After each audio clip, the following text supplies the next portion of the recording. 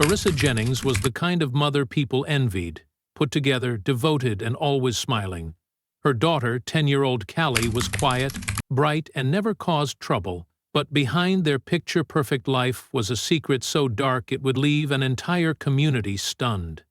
When Callie was found at the bottom of the stairs, barely clinging to life, Marissa sobbed to first responders that it was a tragic accident. But as investigators dug deeper, one chilling question began to surface.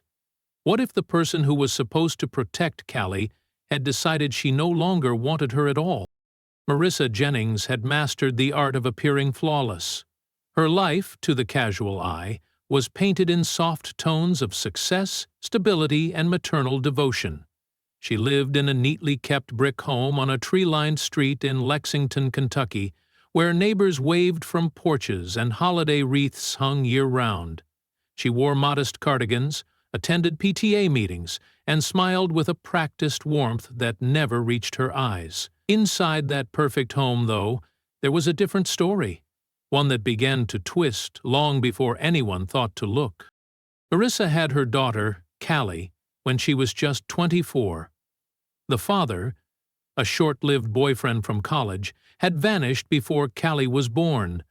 Raising a child alone hadn't been part of her plan, but she adjusted, or so she claimed. To the outside world, Marissa was the embodiment of resilience, juggling work, motherhood, and social appearances without ever letting the mask slip. She rarely talked about her own needs or desires, which made her seem selfless, but over time, that restraint began to calcify into something darker. Callie, now 10, was a quiet, thoughtful child who often seemed older than her age.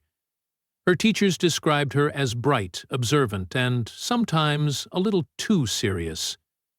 She rarely caused trouble, always followed the rules, and didn't have many friends. Some thought she was shy, others thought she was lonely.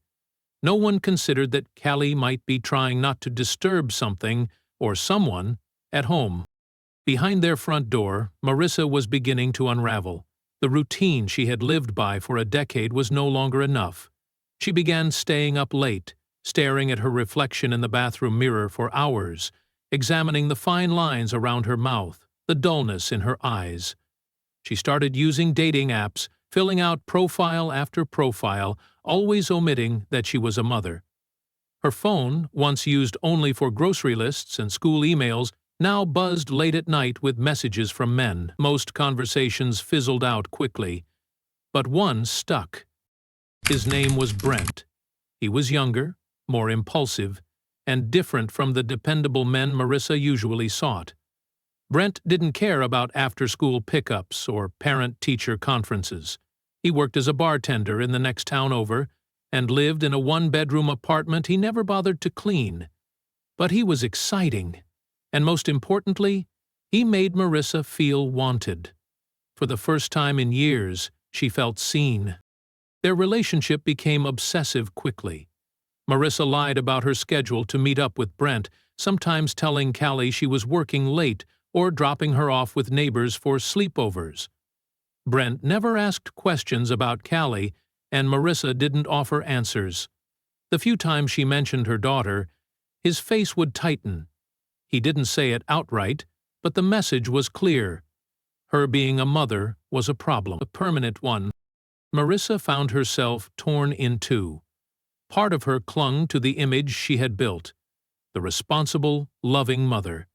But another part of her had begun to view that identity as a trap. She began resenting Callie in quiet, poisonous ways.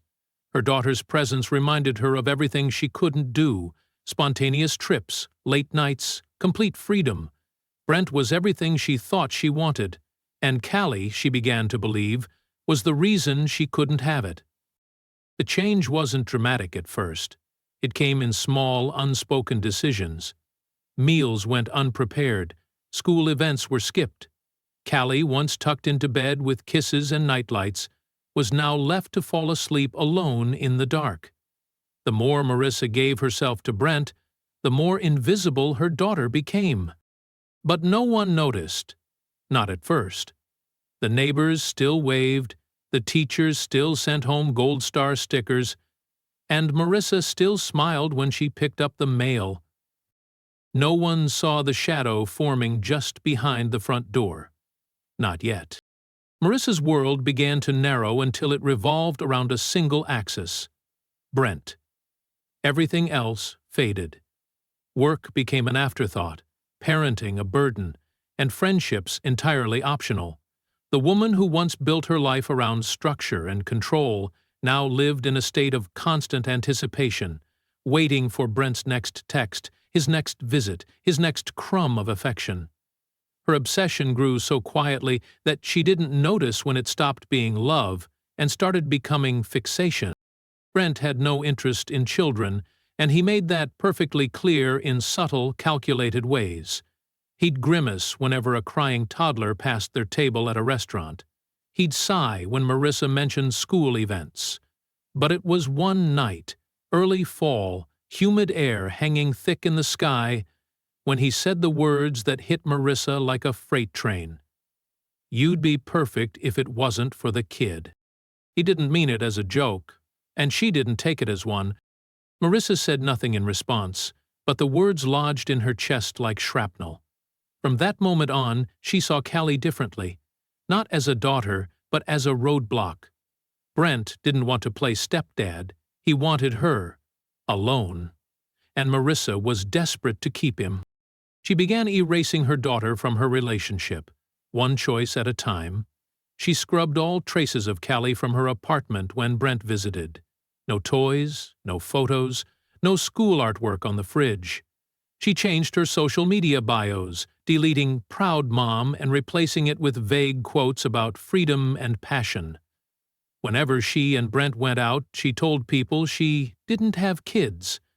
It was easier than dealing with the looks, easier than hearing his silence. But Callie wasn't blind. She saw her mother slipping away. The dinners they used to share turned into microwaved meals eaten alone at the kitchen table. Bedtime stories were replaced with unanswered knocks on Marissa's locked bedroom door. Callie started spending more time in the library after school, reading books about children who survived hard things.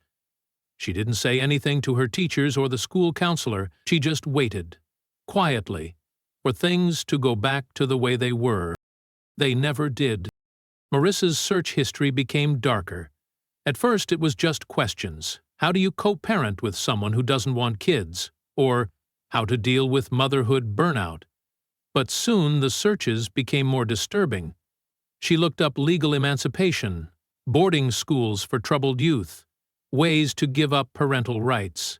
But none of them offered what she wanted: a quick, clean break from her daughter, something permanent, something final. She spent nights scrolling through forums where people vented about parenting regrets, trying to find someone who felt the same.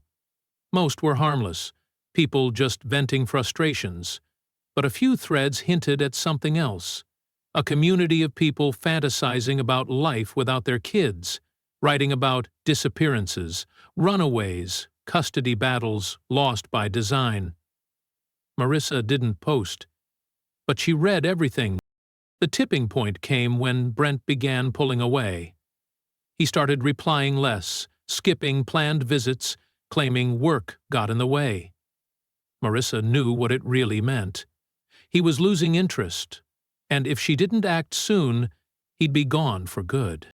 She begged him to stay. She sent long, frantic messages late at night. He told her she was too tied down, that he couldn't see a future where her daughter was still part of the picture. Marissa didn't sleep that night. The next morning, she made Callie toast with extra butter, just the way she liked it. She sat at the table across from her daughter and watched her eat in silence. For a moment, she looked like a mother again. But behind her eyes, something had already snapped. She wasn't thinking about what came next for Callie. She was thinking about what life would look like without her. It was raining the night the call came in. Dispatch received a frantic 911 from a woman claiming her daughter had fallen down the stairs and wasn't breathing. The caller's voice was high-pitched, frantic, but oddly controlled, as if she'd rehearsed the panic. Paramedics arrived at the Jennings home within minutes. The front door was already open, the porch light glowing like a beacon in the downpour. Inside, they found 10-year-old Callie Jennings at the base of the staircase, her body motionless, her skin pale, and her head resting at an unnatural angle against the hardwood floor. Marissa stood a few feet away, trembling, her hands stained with something dark, mud or blood, no one was sure. She kept repeating the same sentence like a chant. She slipped. She just slipped. Callie was rushed to the hospital, lights flashing through the storm. Doctors fought for 2 days to save her, but the injuries were too severe. Skull fracture, cerebral swelling, broken ribs, internal bleeding. She never regained consciousness. On the second night, machines were turned off and a quiet stillness filled the pediatric ICU. Marissa wept on cue. Her grief was sharp, visible. She collapsed in the hallway when they told her Callie was gone, sobbing uncontrollably in the arms of a nurse. No one questioned her story at first. Accidents happen, especially in homes with steep staircases and wet shoes. The weather had been awful. It all seemed to make sense, at least on the surface. The community responded quickly. Neighbors brought food, teachers sent flowers, friends posted glowing tributes on Facebook, calling Callie sweet and soft-spoken, a child who never caused trouble. Marissa was treated as a grieving mother, wrapped in sympathy and silence. She wore black every day, kept her voice low and shaky, and never once lost control in public. But as time passed, her behavior began to shift. Just 2 weeks after the funeral, Marissa quit her job without notice. She packed up the house and sold it within a month, something that raised eyebrows among her neighbors. She told them Lexington held too many memories, that she needed a fresh start. Most didn't press her. They just hugged her, told her they understood. But not everyone believed the story was over. At the hospital, one of the ER nurses couldn't shake a feeling she had from the night Callie was brought in.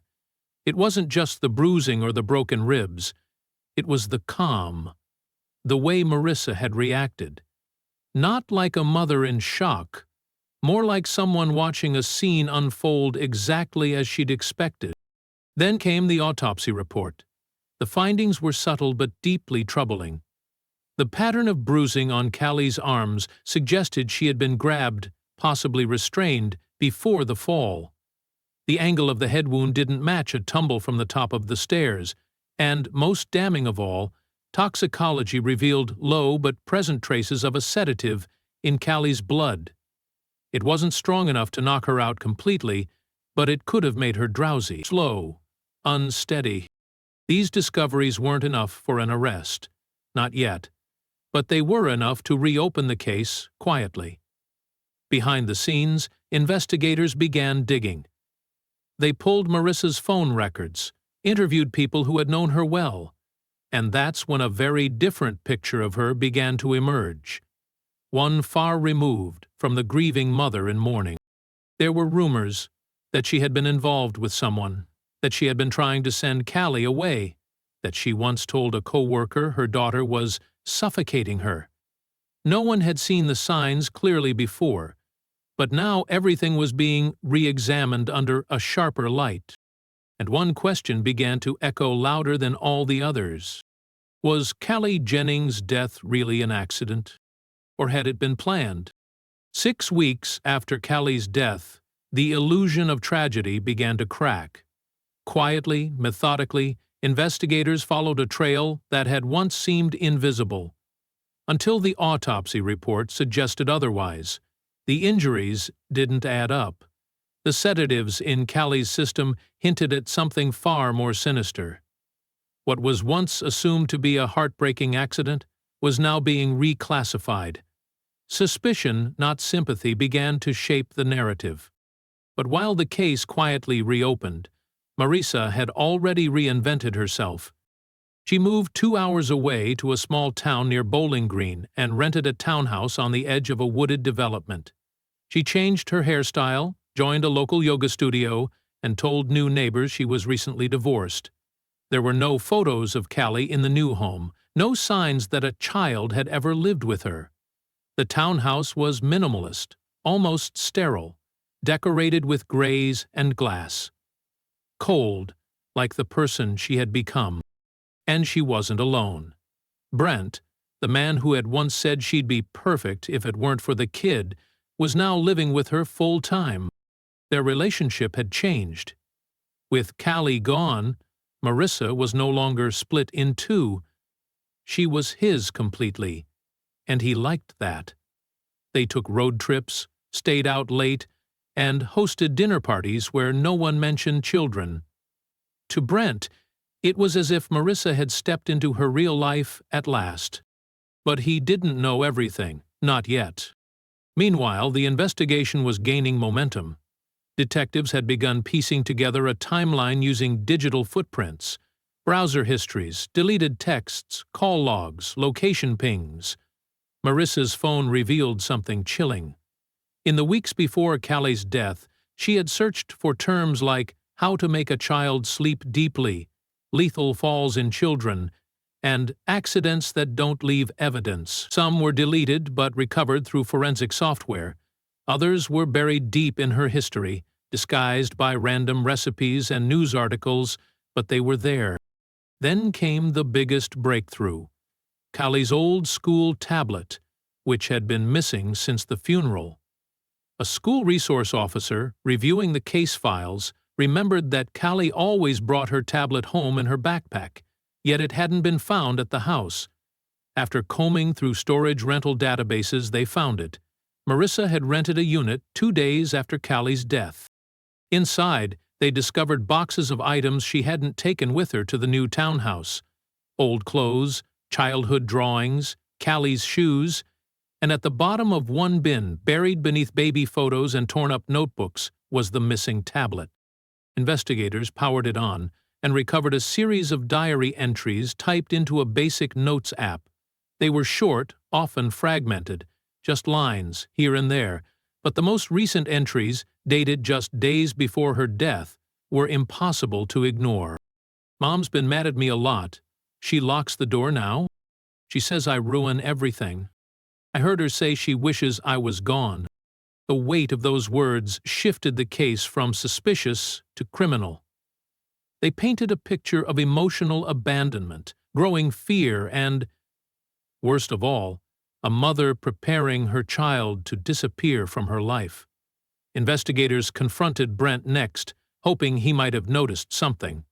He denied knowing anything about Callie's death, claimed he thought she lived with her father, but when shown the timeline and message history between him and Marissa, his expression changed. The texts were blunt. Just days after Callie's death, Marissa had written, "We're free now." Another message read, "No more interruptions. It's just us." That was the moment detectives realized Brent didn't need to know the whole plan. He had accepted the outcome without question. He had given her motive. She had handled the rest. The only thing left was the truth, and it was unraveling fast. The arrest came just before dawn. Marissa was pulled from her bed in the quiet townhouse she shared with Brent, the early morning light casting long shadows on her stunned face. She didn't resist. She didn't even speak. Officers found her passport on the nightstand, a packed duffel bag by the door, and her phone already wiped clean of data. Whether she had planned to run that day or simply wanted the option, no one knew for sure, but it didn't matter. The evidence had finally caught up with her. The town that had welcomed her with friendly smiles and potluck invitations watched in stunned silence as she was taken away in handcuffs. Most had believed she was just another woman rebuilding after heartbreak. A few had sensed something colder beneath the surface, but no one had guessed the truth, that they'd been living beside a woman who had orchestrated her own child's death to preserve a relationship built on lies.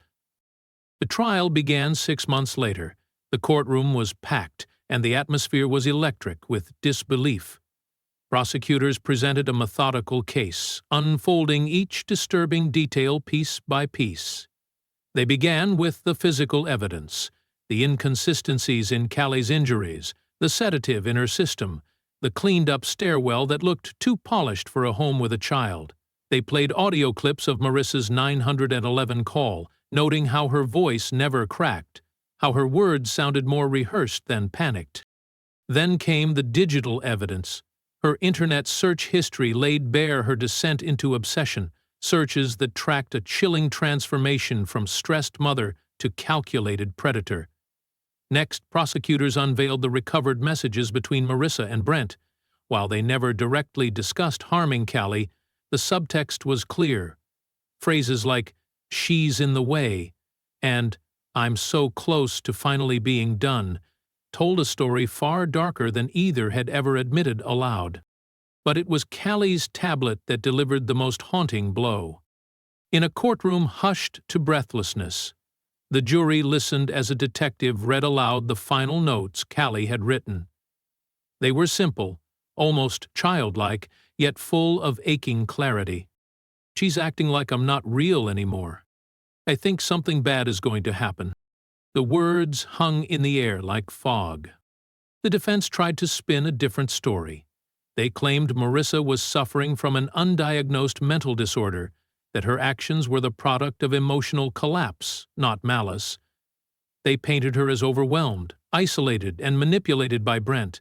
They emphasized the lack of direct evidence linking her to a violent act. After all, no one had witnessed what happened that night. It was, they argued, a tragic accident twisted into something else by grief and suspicion. But the jury saw through it. They didn't see a broken mother. They saw someone who had meticulously erased her daughter's presence from her life long before the night of the so-called accident. Someone who had treated motherhood like a problem to be solved, not a bond to be cherished. After 4 days of deliberation, the verdict came down. Guilty on all counts: first-degree murder, tampering with evidence, child endangerment. The sentencing was swift. Marissa Jennings was given life without the possibility of parole. Brent, who had initially denied any involvement, was charged with criminal facilitation and obstruction of justice. Though he hadn't directly participated in the crime, his failure to report, his encouragement, and his silence earned him a 10-year sentence. The house in Lexington was sold again, this time to a family with 2 children. The staircase where Callie's life ended was carpeted over. Her teachers planted a tree in her memory at the school courtyard, a small plaque beneath it reading, "In loving memory of Callie Jennings, a light too brief." And as time moved on, people tried to forget the woman who had walked among them wearing the mask of motherhood. But no one ever forgot the child who saw it slipping.